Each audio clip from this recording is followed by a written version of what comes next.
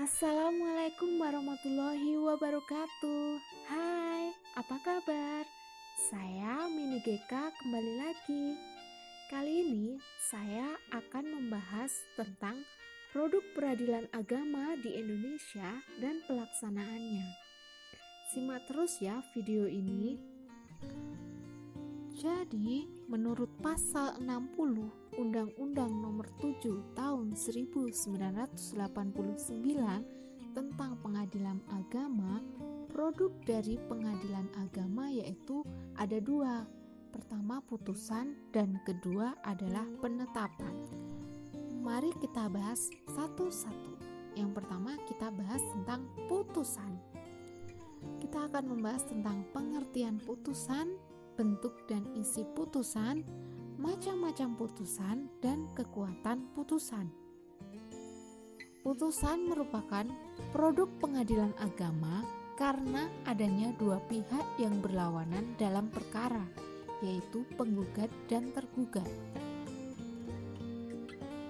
Putusan menurut pasal 10 Undang-Undang Nomor 7 Tahun 1989 adalah keputusan pengadilan atas perkara gugatan berdasarkan adanya suatu sengketa. Bentuk dan isi putusan. Isi putusan sebagai berikut. 1. Di dalam surat putusan harus dimuatkan ringkasan gugatan dengan jelas serta alasan putusan. Kedua, di dalam putusan yang berdasarkan pada peraturan undang-undang, maka peraturan itu harus disebutkan. Yang ketiga, putusan ditandatangani oleh ketua dan panitera. Putusan dari pengadilan agama memuat hal-hal berikut. 1. Kepala putusan. 2. Nama pengadilan dan jenis perkara. Ketiga, identitas para pihak. Keempat, duduk perkara. Kelima, pertimbangan hukum. Keenam, amar putusan. Dan ketujuh, penutup. Kepala putusan diawali dengan kata putusan, kemudian lanjut di bawahnya dengan nomor putusan yang diambil dari nomor perkara, lalu dilanjutkan dengan kalimat Bismillahirrohmanirrohim sesuai dengan pasal 57 ayat 2 Undang-Undang Nomor 7 Tahun 1989. Selanjutnya dilanjutkan dengan kalimat demi keadilan berdasarkan ketuhanan yang Maha Esa. Mengenai nama pengadilan dan jenis perkara harus disebutkan dengan jelas pengadilan ada di mana dan jenis perkaranya apa. Selanjutnya tentang identitas para pihak. Identitas minimal harus menyantumkan nama, alamat, umur, agama, dan dipertegas dengan status para pihak sebagai penggugat dan tergugat. Tentang duduk perkara harus memuat tentang mengenai 1. Uraian lengkap gugatan. 2. Pernyataan sidang dihadiri para pihak. Ketiga, pernyataan upaya perdamaian. Keempat, uraian jawaban tergugat. Kelima, uraian replik. Keenam, duplik. Ketujuh, kesimpulan para pihak. Dan kedelapan, pembuktian para pihak. Sementara dalam pertimbangan hukum biasanya dimulai dengan kata menimbang. Dalam pertimbangan hukum, maka hakim mempertimbangkan peristiwa, dalil gugatan, bantahan, eksepsi tergugat, pasal-pasal tertentu dari peraturan perundang-undangan maupun hukum yang tidak tertulis, serta dihubungkan dengan alat-alat bukti yang sah. Hakim menarik kesimpulan tentang terbukti atau tidaknya suatu gugatan tersebut. Sementara dalam amar putusan sendiri merupakan isi dari putusan itu dan jawaban petitum dalam surat gugatan yang diajukan oleh penggugat. Amar putusan dimulai dengan kata mengadili, kemudian lanjut dengan petitum berdasarkan pertimbangan hukum. Isinya berupa uraian hal yang dikabulkan dan hal yang ditolak. Penyusunan amar putusan harus memperhatikan sifat tegas dan lugas, terperinci dan jelas maksudnya. Memperhatikan sifat dari putusan yang akan dijatuhkan, apakah konstitutif, deklaratif, atau kondemnatory. Selanjutnya di bagian penutup, memuat kapan putusan dijatuhkan dan dibacakan dalam persidangan yang terbuka umum. Majelis hakim memeriksa panitera yang membantu, kehadiran dari para pihak dalam pembacaan putusan. Putusan ditandatangani oleh majelis hakim dan panitera yang ikut sidang, dan pada akhir putusan dimuat perincian biaya perkara. Macam-macam putusan. Putusan dilihat dari sifatnya terhadap akibat hukum yang ditimbulkan. Ada 3 macam. Pertama, putusan deklaratory, yang artinya putusan yang hanya menyatakan sesuatu keadaan tertentu sebagai suatu keadaan yang resmi menurut hukum. Amar putusan berbunyi menetapkan. Kedua, putusan konstitutif, yaitu putusan yang menciptakan keadaan hukum baru berbeda dengan keadaan hukum sebelumnya. Amar putusannya berbunyi menyatakan. Ketiga, putusan kondemnatory, yaitu putusan yang bersifat menghukum kepada salah satu pihak untuk melakukan atau tidak melakukan sesuatu atau menyerahkan sesuatu kepada pihak lawan untuk memenuhi prestasi. Amar putusannya berbunyi menghukum. Putusan dilihat dari isinya dibedakan menjadi 1. Gugatan tidak dapat diterima. Gugatan tidak dapat diterima yaitu putusan pengadilan yang diajukan oleh penggugat tidak dapat diterima karena ada alasan yang dibenarkan oleh hukum. Alasan-alasan itu antara lain gugatan kabur atau tidak jelas, gugatan tidak berdasarkan hukum atau melawan hak, gugatan tidak mempunyai kepentingan hukum secara langsung yang melekat pada diri penggugat, gugatan prematur atau belum saatnya, gugatan nebis in idem, gugatan error in persona, gugatan telah lampau waktu atau kadaluarsa. Pengadilan tidak berwenang mengadili. Yang kedua, gugatan dikabulkan. Gugatan dikabulkan apabila penggugat bisa membuktikan sah dan meyakinkan dalil-dalil gugatannya. Gugatan dapat dikabulkan sebagian atau dapat dikabulkan seluruhnya. Ada kalanya gugatan dikabulkan tapi tidak dapat dilaksanakan karena adanya kelemahan dalam mencantumkan amar putusan. Ketiga, gugatan ditolak. Gugatan ditolak apabila penggugat tidak dapat membuktikan secara sah dan meyakinkan dalil-dalil gugatannya. Penolakan dapat terjadi seluruhnya atau sebagian saja. Keempat, gugatan dibatalkan. Apabila panjar biaya perkara telah habis dan penggugat telah diingatkan supaya membayar biaya panjar perkara, apabila dalam tempo 1 bulan sejak tanggal pemberitahuan itu si penggugat tidak hadir menghadap sidang dan perkara, maka gugatan dinyatakan dibatalkan. Kelima, gugatan dihentikan. Penghentian gugatan disebabkan karena adanya perselisihan kewenangan mengadili antara pengadilan agama dan pengadilan negeri.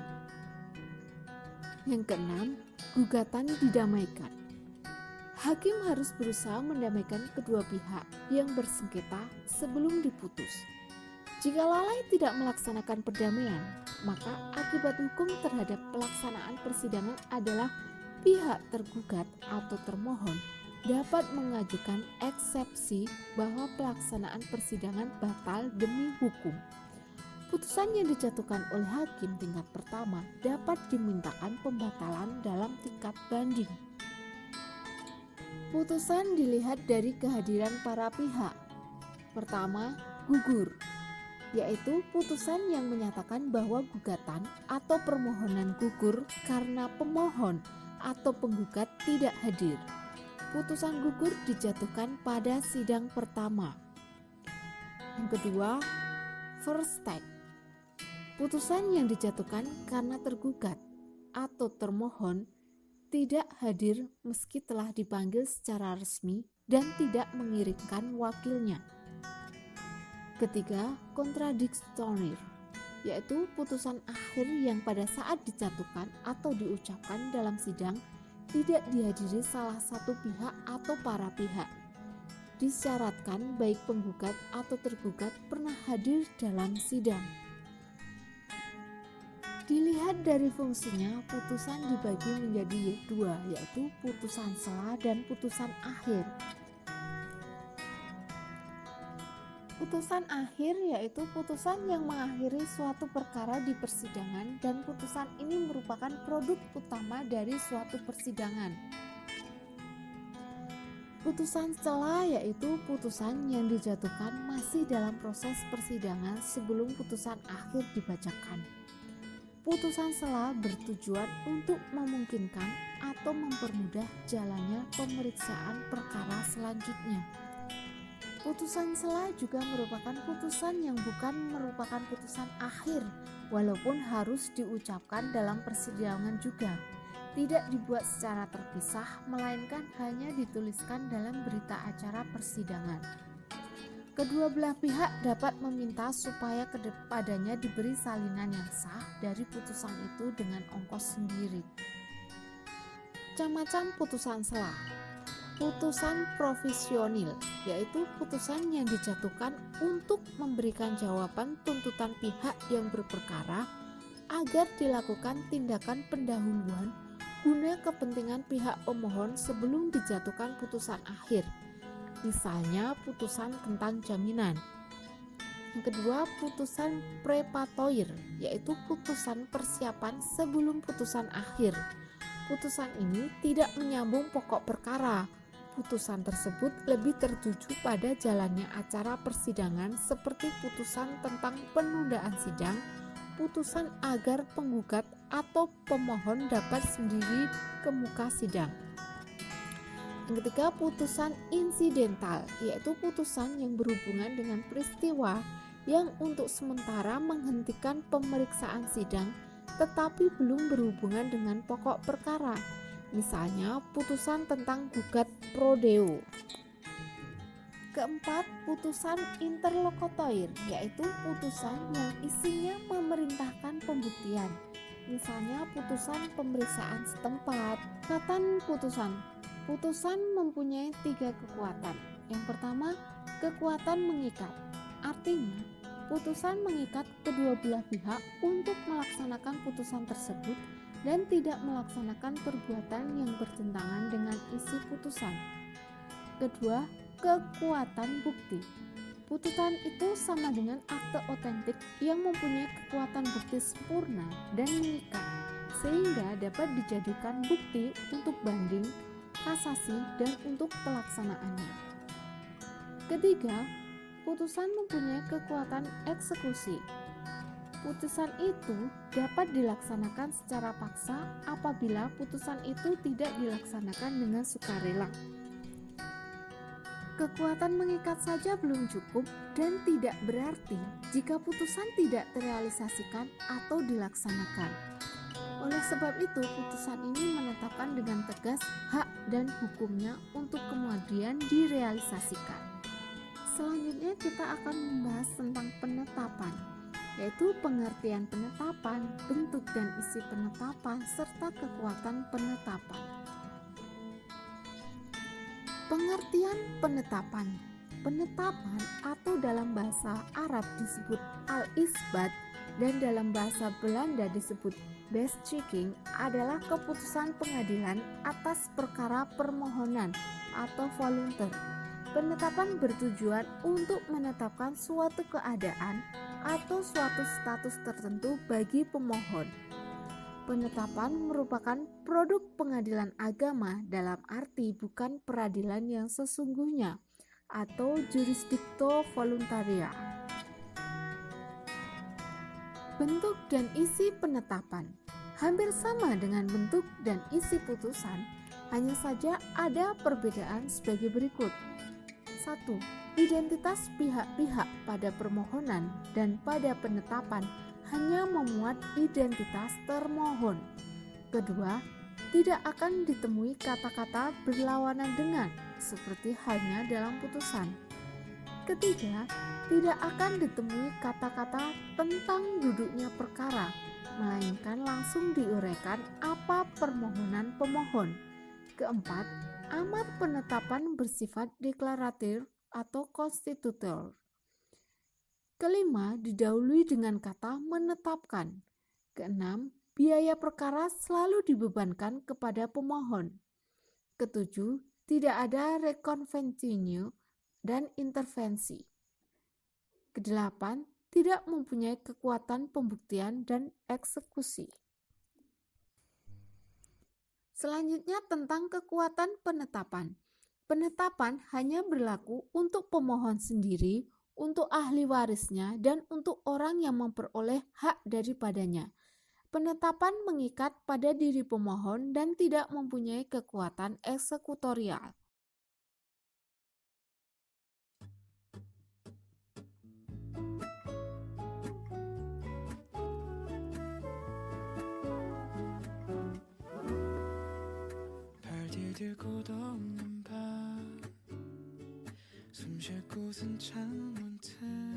Demikian tadi pembahasan mengenai produk peradilan agama di Indonesia.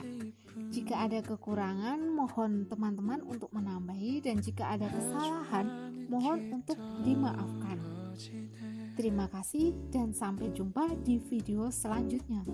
Assalamualaikum warahmatullahi wabarakatuh.